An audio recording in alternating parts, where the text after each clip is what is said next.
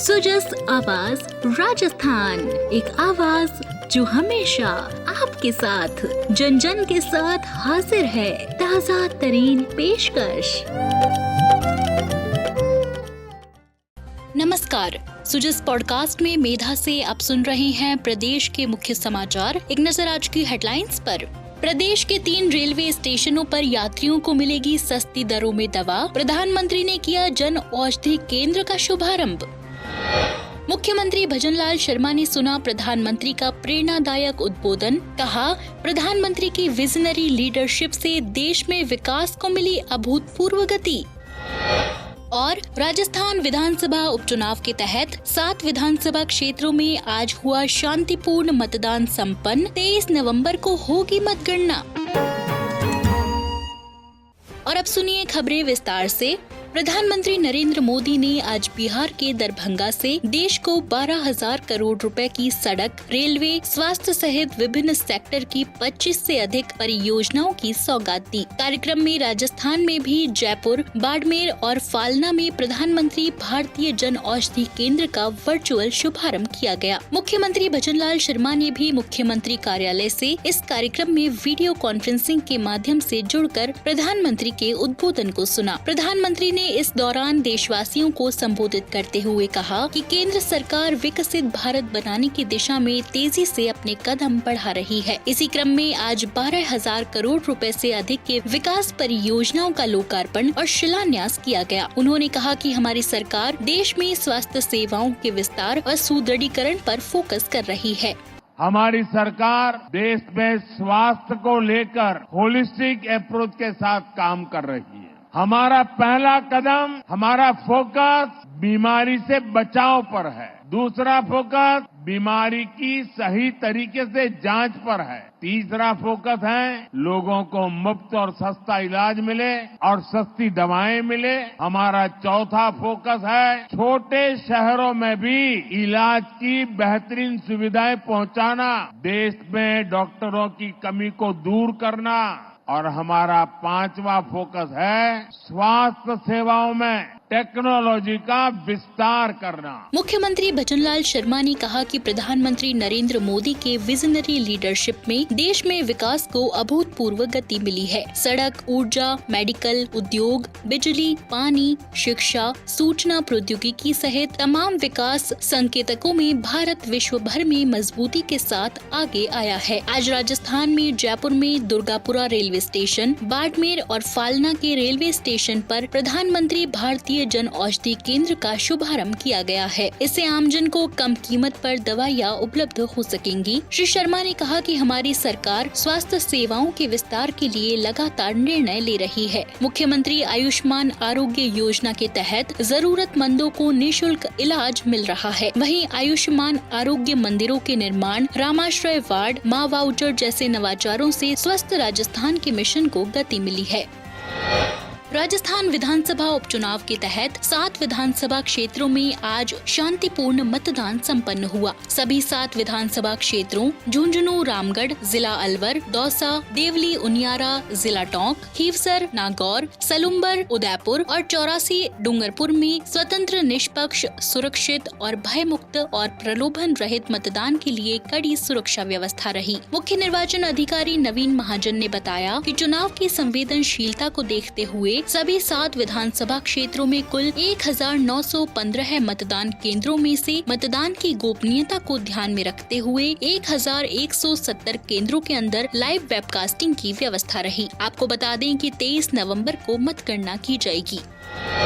मुख्यमंत्री भजनलाल शर्मा ने कहा कि 9 से 11 दिसंबर तक जयपुर में आयोजित होने वाला rising Rajasthan global investment summit भविष्य के विकसित राजस्थान की नींव रखेगा। इसमें होने वाले निवेश MOU से राजस्थान अक्षय ऊर्जा, खनन, पर्यटन, ऑटोमोबाइल सहित विभिन्न क्षेत्रों में विकास के नए आयाम स्थापित करेगा और विश्व में प्रमुख केंद्र के रूप में स्थापित होगा। मुख्यमंत्री श्री शर्मा मंगलवार को मुख्यमंत्री निवास पर rising Rajasthan global investment summit के आयोजन आयोजन की तैयारियों को लेकर समीक्षा कर रहे थे। उन्होंने अधिकारियों को निर्देश दिए कि 9 से 11 दिसंबर तक आयोजित होने वाले इस समिट को सफल बनाने के लिए तैयारियों को अंतिम रूप देना सुनिश्चित किया जाए। बैठक के दौरान मुख्यमंत्री ने विभिन्न आयोजनों की विशेष रूप से समीक्षा की। उन्होंने अधिकारियों को निर्देश दिए कि समिट में शामिल होने वाले अतिथियों को निमंत्रण, उनके पंजीकरण, ठहरने और अन्य सभी व्यवस्थाओं का विशेष ध्यान रखकर सभी तैयारियां समय रहते पूरी कर ली जाएं।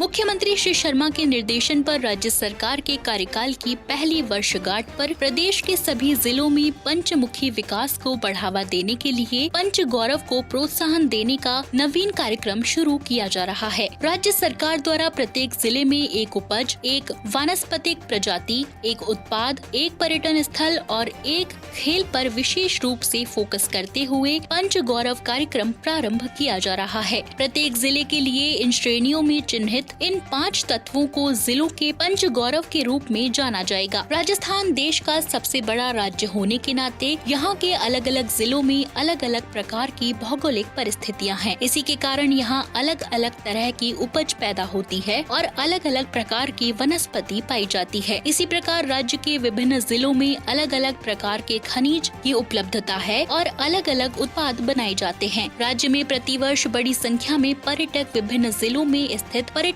स्थलों को देखने के लिए भी आते हैं। इसी प्रकार विभिन्न जिलों के निवासियों में कुछ खेल विशेष रूप से लोकप्रिय हैं। मुख्यमंत्री भजनलाल शर्मा की मंशा के अनुसार इन जिलों के सर्वांगीण विकास और उपलब्ध संभावनाओं के आधार पर आर्थिक गतिविधियों और रोजगार के अवसरों को बढ़ाने के लिए प्रत्येक जिले में कम से कम एक उपज, एक वानस्पतिक प्रजाति, एक उत्पाद, एक पर्यटन स्थल और एक खेल पर विशेष रूप से ध्यान रखते हुए इनके प्रोत्साहन, संरक्षण और विकास की गतिविधियां चलाई जाएंगी।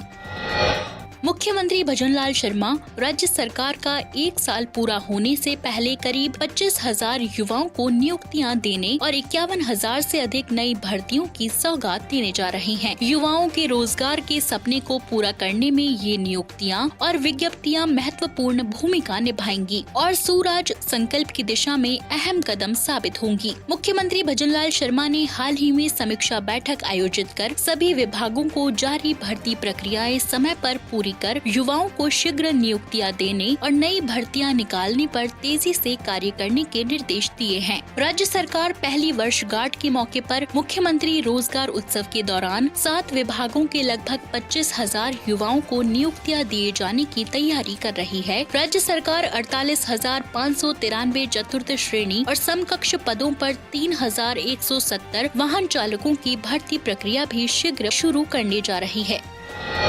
मुख्यमंत्री भजनलाल शर्मा के नेतृत्व में राज्य सरकार शहरी क्षेत्रों के सुनियोजित विकास और उनके मास्टर प्लान के क्रियान्वयन के लिए प्रतिबद्धता के साथ काम कर रही है। इसी क्रम में नगरीय विकास विभाग ने एक अधिसूचना जारी कर प्रदेश के सभी शहरों में विकास प्रोत्साहन और नियंत्रण उपविधियां यानी डेवलपमेंट प्रमोशन और कंट्रोल रेगुलेशन को लागू किया है। इन उपविधियों के लागू होने से प्रदेश के शहरी क्षेत्रों में भावी जनसंख्या की आवश्यकता के अनुसार भू उपयोग चित्र में विभिन्न भू उपयोग यानी आवास, व्यावसायिक, संस्थागत, औद्योगिक, सार्वजनिक और अर्ध सार्वजनिक, आमोद प्रमोद आदि के कार्य आसानी से संपादित होंगे। भू उपयोग परिवर्तन में लगने वाले समय में कमी आएगी और आमजन को सहूलियत होगी। साथ ही सामुदायिक, शैक्षणिक, चिकित्सा सुविधाओं के लिए भूमि रूपांतरण और भू आवंटन की प्रक्रिया पारदर्शिता के साथ संपादित हो सकेगी, जिससे इनसे संबंधित आधारभूत संरचनाओं के लिए निवेश आएगा।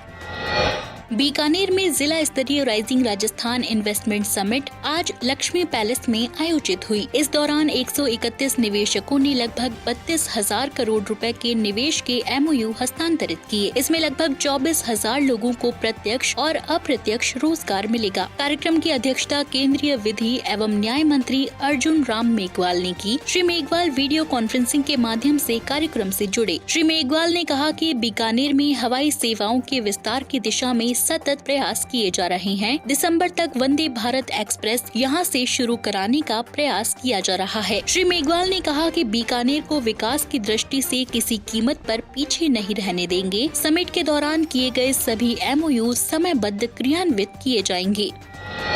तो आज के सुजस पॉडकास्ट में इतना ही। मेधा को दीजिए इजाजत, कल फिर होगी आपसे मुलाकात। तब तक के लिए नमस्कार।